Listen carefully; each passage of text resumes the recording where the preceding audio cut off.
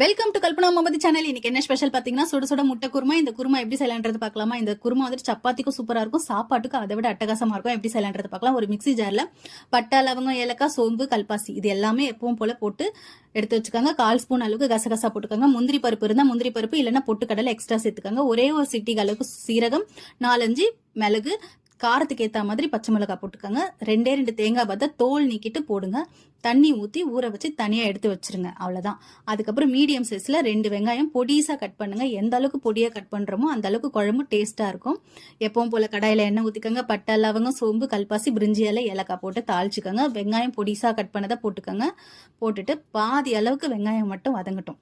பாதி அளவுக்கு வெங்காயம் வதங்கினதுக்கு அப்புறம் 1/4 ஸ்பூன் அளவுக்கு இஞ்சி பூண்டு பேஸ்ட் போட்டுக்கோங்க.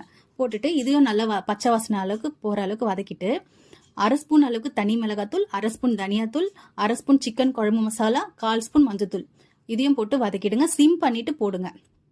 அப்புறம் குட்டியே ஒரே ஒரு தக்காளி மட்டும் போட்டுக்கிறேன். ஒரே ஒரு பச்சை மிளகா போட்டுக்கிறேன்.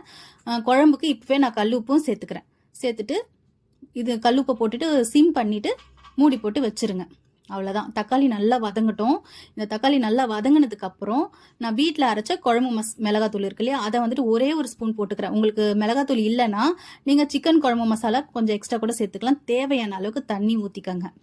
அவ்வளோதாங்க. இந்த குழம்பு ஒரு 2லேருந்து 3 பேர் சாப்பிட்ற அளவுக்கு நான் செஞ்சுருக்கேன். இது குழம்பு நல்லா கொதிக்கிட்டோம். இந்த நேரத்தில் நம்ம தண்ணி ஊற்றி ஊற வச்சிருக்கோம் இல்லையா, இந்த முந்திரி பருப்பு, கசகசா, தேங்காய் இதை போட்டு நல்லா நைஸாக அரைச்சி எடுத்துக்கலாம். அப்புறம் குழம்பு நல்லா கொதிச்சிடுச்சு. கொதிச்சதுக்கப்புறம் ஒரே ஒரு முட்டையை உடச்சி உடனே கிளறி விட்டுருங்க. இந்த முட்டை எதுக்கு ஊற்றுறோன்னா இதில் தான் குழம்பு டேஸ்ட்டே இருக்குது. இப்போ நல்லா இந்த குழம்பு நல்லா கொதிக்கட்டும்.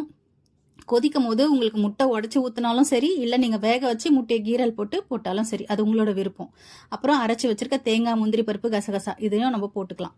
போட்டுட்டு குழம்பு நல்லா ஹையில் நல்லா கொதிக்கட்டும். அதுக்கப்புறம் சிம்மில் ஒரு 5 நிமிஷம் நல்லா கொதிக்கட்டும்.